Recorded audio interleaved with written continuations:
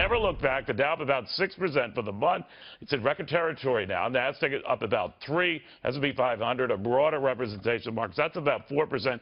But look what's been going on with the Russell 2000. Now, I know I'm seeming boring, but I don't really have to take that big a leap to accomplish that. This is an index dominated by small companies, and they are on fire. The belief being that even if the dollar's strong and big companies are feeling the headwinds of currency swings and all of that, not so small companies. And they have had double the gains of some of their larger brethren. So that's been a significant development. Let's read that now with John Thune, the South Dakota Senator, Senate Finance Committee.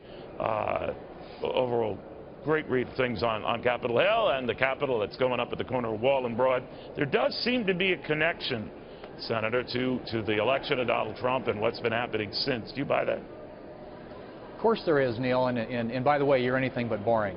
Thank you. But no, I think that there was some optimism and some hope that came out of the election, particularly with regard to business. You know, we've had now, if you look at the worst economic recovery in 60 years, we haven't had a single year in the current administration where the growth rate has exceeded 3%. You've got this huge, heavy burden of regulation that's making it more difficult and more expensive to create jobs in this country. And so I think the election came, it's like people just felt like a huge sigh of relief. And I think that a lot of these things that are standing in the way of economic growth are going to be addressed. And I think that's why you see the activity in the market and the kind of trends being reflected there. Senator, I'm sorry, sir, but are we getting ahead of ourselves? Not so much asking if they have markets who stay here, but that everything's going to fall into place. Steve Mnuchin, who's going to be Donald Trump's Treasury Secretary, was on Fox Business earlier today. Again, said if you don't get, you should demand. And the incoming Commerce Secretary, who hopes to be Commerce Secretary, Wilbur Ross, they were talking about the various plans that are out there in a 100-day rush to get cuts in regulations to deal with Obamacare and also to cut all tax rates. I want you to react to what Steve Mnuchin had to say on that subject with Maria Bartiromo. We're already sitting down and discussing this with Congress, and this is going to be something that happens absolutely within the first 90 days of this presidency. We're going to have a major tax reform, biggest tax reform since Reagan, and it's not just going to be a cut in corporate taxes, but it's also going to be a very large middle-income tax cut that's going to help this country. Now, I know, Senator, you're also one who watches out for spending. You have board deficits. You've not liked the piling on of the debt we've seen doubling under this president.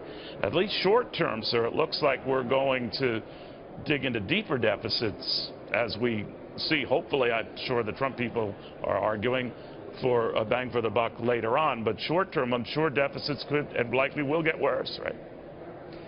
Well, I mean, we have a deficit problem that needs to be addressed, and you address that in two ways, through fiscal restraint, through spending restraint, and through faster growth in the economy. And I think what tax reform is all about, and what the Trump team is starting to talk about, is how can we get the economy growing at a faster rate? How can we get growth back up to 3 to 4%? Because ultimately, as you know, Neil, when people are working, they're investing, they're paying taxes, and government revenues go up.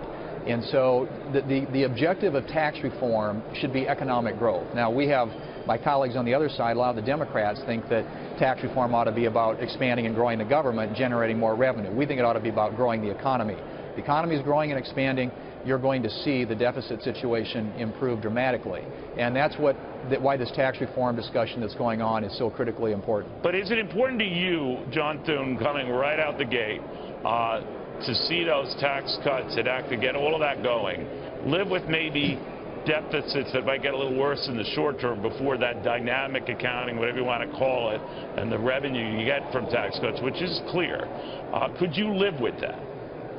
You know, I would prefer that any tax reform that we do would be revenue neutral, would not impact the deficit. I think that's the objective and the goal.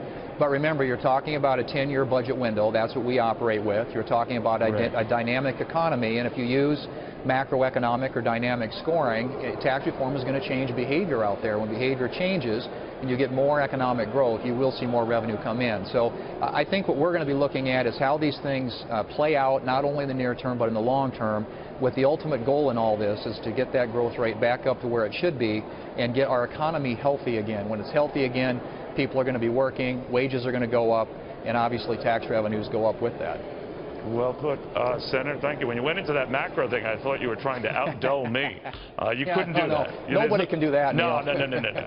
John Thune, thank you very much. Great seeing you again. Thanks, Neil.